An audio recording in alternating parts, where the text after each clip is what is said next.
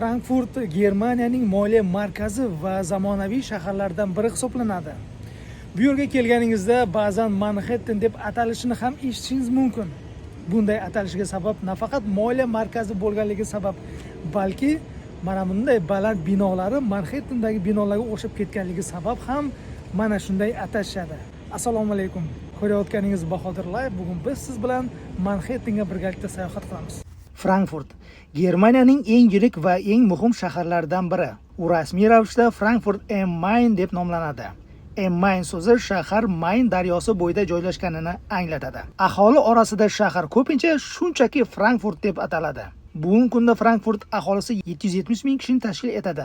Ammo talaba va turistlar hisobga olinganda shahar aholisi bir kunda 1 milliondan oshib ketadi.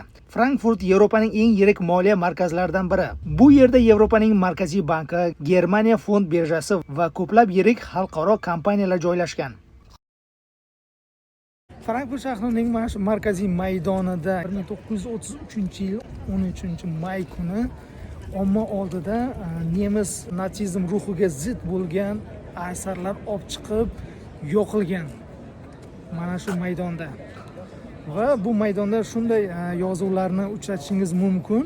Bu yerda 1933-yilda kitoblar yoqilgan, ammo fikrni yoqib bo'lmaydi. Shuning uchun ham bu maydon yodgorlik sifatida qoldirilgan va kelajak avlod bunday xatolarni qayta takrorlamasligi uchun. Ushbu maydondan 100 qadam narida butunlay boshqa dunyo boshlanadi.